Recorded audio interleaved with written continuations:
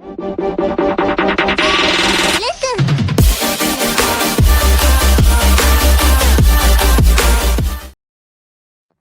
right, everybody, welcome back to the channel. Definitely dropping a new video here for you today. Amazon shuts down in Little Rock facility. Is it safety or is it strategy? And that's what I want to get into in today's episode on the Tech channel here. So as we know from recent news that Amazon has basically shut down its facility located in Little Rock, Arkansas. For those of you who may not be too familiar with the channel and me being in the state of Arkansas, this one hits a little bit different from home. And a lot of times we see news stories and we may not understand the nuances of things that may be around the communities, different communities that we do not actually reside in. But when it actually hits a little bit close to home, then you begin to kind of understand how your state or city actually works. And so for those who may not be familiar with Arkansas that live in other states, Arkansas is basically an agricultural state. And for it to have basically a lot of these tech giants coming in and out of the state really does bring businesses and things into the community. Now, according to the articles that have been posted, I'll make sure to put all the links as well in the description, so definitely check it out when you get the opportunity to. But the officials' reasons may sound simple, and they were basically was talking about a seismic report that found the building to be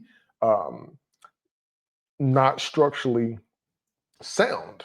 And so when you look at that, you have to ask yourself, is this a little bit deeper? Because this is very, very sudden right after around Thanksgiving time, you know, people getting to the holidays and everything like that. And the focus that I want to bring is because Amazon is a tech giant, and of course, many of you probably may or may not know AWS being the back end of their systems, it's definitely a technology related thing that is going on here that I really want to break down and definitely get some thoughts on.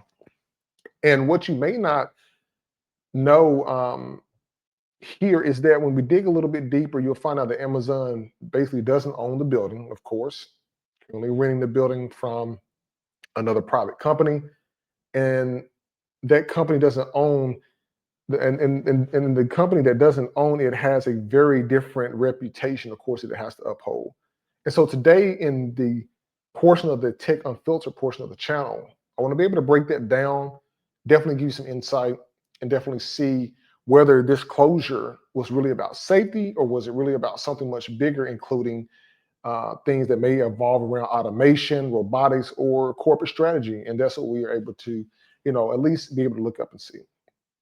And so when we're looking at this particular story, the first thing that we have heard is that the Amazon facility failed to look at the seismic integrity review. And think about it, when you are in new construction, for those of you who may be in real estate, I'm pretty sure you have to look at all kind of reports to make sure that things are structurally right through inspections and other various entities, making sure that the building is able to meet specific codes.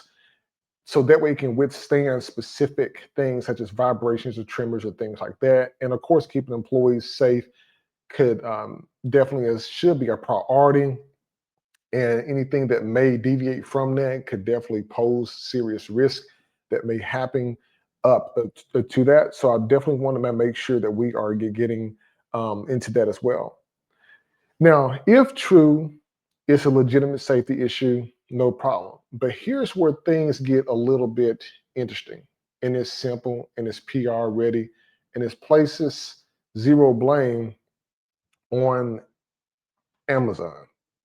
And so when you're looking at the real estate that they don't talk about, what I want you all to be able to focus on is here's what most people don't know, and even I didn't know, to actually looking more into like these kind of things to try to understand. But Amazon, you all, did not and does not own the building. Okay, that's one of the first things that you have to understand. If you can think of it in simple terms of like a rental house, for example, if you're renting the house, you're not responsible for the structure of the house. You're responsible for making sure that you pay, of course, that rent. You're making sure that you are able to maintain it to make sure it's in decent condition, but you're not responsible for the structural side of it. So if Amazon didn't build this facility, Amazon doesn't own the facility. And when you're looking at this, the property that was at Lit 1 is owned by CF Bait Lit LLC. And it's basically a Delaware registered company tied to Fortress Investment Groups. And Fortress Investment Groups is tied to a whole bunch of other entities and companies and stuff. But they're pretty much a massive real estate private equity firm known for doing real estate portfolios, maybe cutting costs and highly leveraging assets and stuff like that. And that's a whole nother financial thing there. But this matters because the building itself wasn't in the modern seismic codes. And so as I began to look a little bit more deeper into it, I kept hearing about a 150-mile stretch of this earthquake-like path. And when I started looking at that, of course, it went from Missouri down into Arkansas, a little bit of Kentucky, a little bit of Tennessee and Mississippi. And if Amazon is just the tenant, then guess who's responsible for fixing it? Not Amazon, the owner of the building. Think of it in simple terms of a basic home and rental office perspective. And what happens is if Amazon was not going to be responsible, if they don't own this big building and something comes up like this, then guess what? They're able to walk away pretty clean. Now, by the way that it happened, then you have to look at it as in safety or business strategy. So let's try to connect the dots here as we can. When we look across the country, we have to look at and see, hey, has there been any other Amazon facilities closing quietly, closing older facilities, especially the ones that rely heavily on human labor per se, or shifting operations to new automated robotics and heavy mega centers and stuff? You have to look at that too. And once we're able to like see how this works from that perspective, we know, okay, the codes not in place, so they have to decide safety or business strategy. But the timing, the trend, it all lines up or could line up perfectly with Amazon larger push towards like automation and fulfillment modernization. As we know, Amazon has had a massive layoffs in different centers across the US. And a lot of people, of course, according to news articles, have been talking about how a lot of automation and robotics and things like that are coming into play. But those seismic findings might have given Amazon the perfect excuse to accelerate a plan that they probably already have. I was also reading another article where it was talking about one of the facilities in Arkansas that they're looking to build another one as well. And hopefully the people that have been let go within the notice range from the Little Rock facility, hopefully they're able to transition to this new center, but apparently that's supposed to be coming in 2027. So I definitely want to be keeping up with that in the Arkansas Democratic Gazette there. But let's talk about the future. When we look at the future of Amazon itself, these new facilities, they're going to be engineered from the ground up for automation. Automation is going to be happening. In the age that we are in technology right now, I've been seeing robotics for a long time, and they're not going anywhere. Robotics is going to continuously be able to be pushed and increased, especially in the manufacturing and logistical market. And you're going to have things such as robotic pickup arms is going to be sorting boxes. You have the Kivier robots that move the product from one end of the facility to the other, according to what we've seen online. You have these different pods of things as far as like storage, conveyor intelligence with the deviation of sortation systems being able to divert boxes and things. And you're able to get much more of a AI demand forecasting, which means that the people who are managing these facilities are able to get more accurate data and more real-time data right there in the spur of the moment. So you can only see that the analytical sense behind this is going to be pretty much insane. And then when you look at the warehousing robots that they have that work beside fewer human workers, basically you can look at what a human is doing in the facilities, and you can basically take a robot, be able to mimic that behavior. So now you have AI, which is the top level of the iceberg, but the agentic AI is what is not going to require human intervention. So think of it in terms of when you're looking in AI, for a lot of you are currently using that term for artificial intelligence just alone by itself. Think of it as you entering into a prompt like Chat GPT or any of the other ones that are out there. That's going to require your input. But when you look at agentic AI, you're looking at artificial intelligence that is basically going to not require or much human interaction. So it's going to be able to relate and talk with other systems by itself to make those effective decisions. And what happens? They're able to handle more volume with fewer people. They're going to be faster. They're going to be cheaper. They're going to be more scalable. Not going to have PTO. Not going to have any of the other stuff. But when you look at the older buildings, like the one in Little Rock, wasn't designed for this. They can't structurally support a robotic layout because if something happens, things break, the lack of power, capacity, the floor load strength, and space for automation, corridors. That's just from a business perspective that the organizations may look at, which is a whole nother different lane that a lot of people may not even look in. And I can definitely understand if you're in the labor side, you're not going to really pay attention to that kind of stuff because you're looking at it from a perspective of, hey, I need to get this particular job in order to do this, but you're not looking at it from that business side there. But you have to ask yourself, is Amazon in the middle of a cost cutting and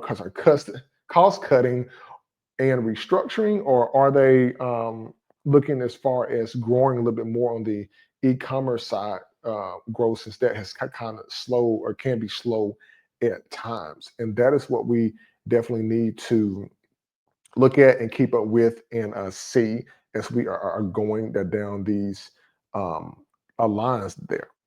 And so as we're seeing these newer facilities come in and more robotics come in, then you have to look at the financial incentive for them because margins are going to be tighter, and the structural questionability or questionable building permits that may be owned by a private equity landlord becomes a liability, a financial burden, and things like that. And so that could have given them the perfect exit ramp to be able to save the money and then move to some other newer facility if they're going to be building one, according to what the Arkansas Democrat Gazette was saying, an article that I was reading as well. And that could sound responsible, could be transparent. Maybe there's some other things that we're not actually seeing, but it also protects Amazon from criticism about automation related job reductions. Because who's to say if that building was structurally sound in regards to being in within that 150-mile radius of that seismic studies that they were doing, and that's going to be in the description as well. Who's to say that when that happens, that more automation could definitely show up, and then what will happen around from that is now people are not, could be displaced from jobs once the automation takes the full effect there.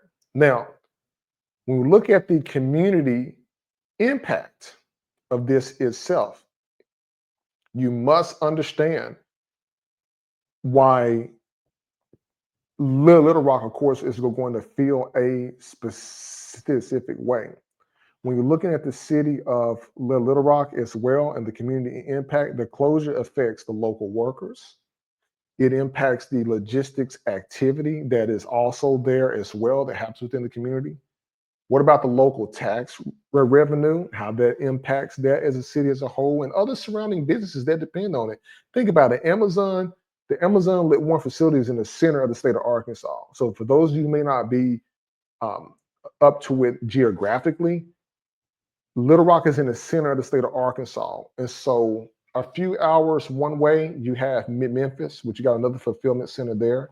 Then a few hours another way northwest, you got Fayetteville, where the big Fortune 500 Arkansas companies is there, like JB Hunt.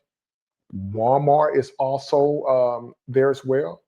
But you also have Walmart, who also has distribution centers across as well in the state of Arkansas too, and Walmart's being headquartered in Arkansas. There goes your competition there as well. But no matter what direction that we look at this, we also have to understand that work is going to shift to new robotic centers and often in different locations. And the jobs don't necessarily always transfer to the new one.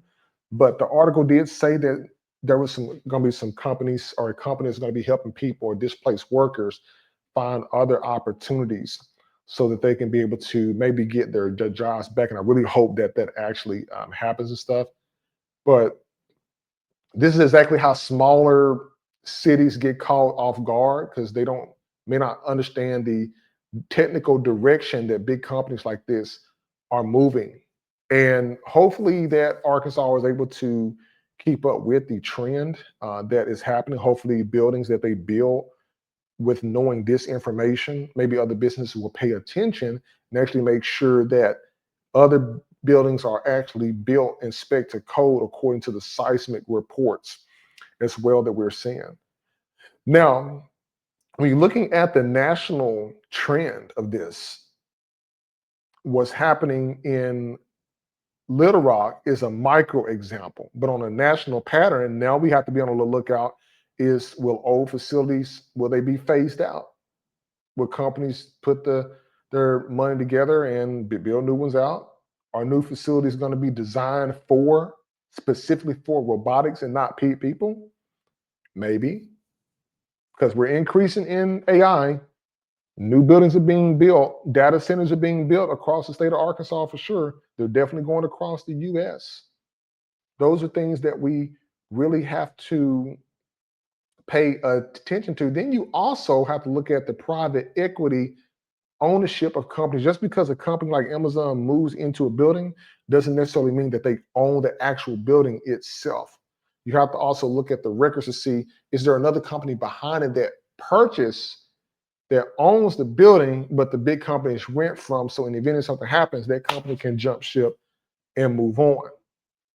And so AI is reallocating logistical capacities that are happening. And also the private equity firms own more industrial real estate than ever before. So they're getting in as well on this massive tech trend that is happening.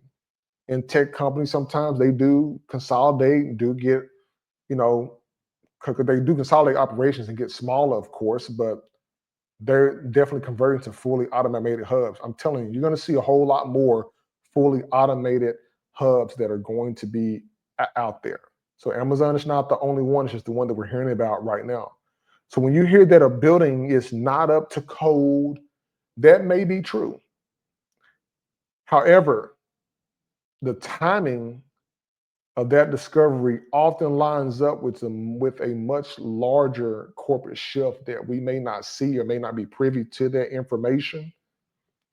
But what we know was truth is yes, the seismic report may be real, but Amazon doesn't own the building. And when the automation is expanding, robotics is going to be expanding, automation is going to be expanding. And when logistics is being reshaped by AI as it's continuously doing each and every day, this is just going to continue to happen. Then you have to look at it and say, okay, when a private equity landlord doesn't invest in upgrades, and when that company just jumps ship, you have displaced workers.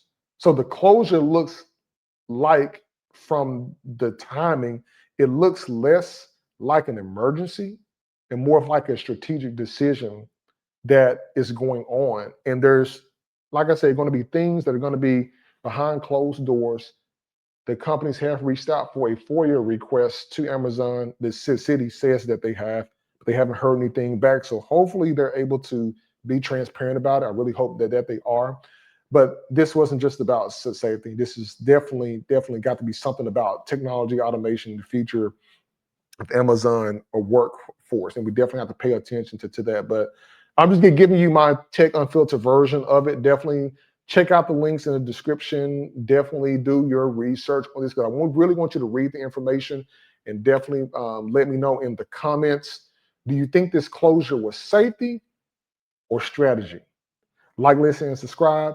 DivTech 101, aka Black Mantle. Look forward to bringing more content to you all soon.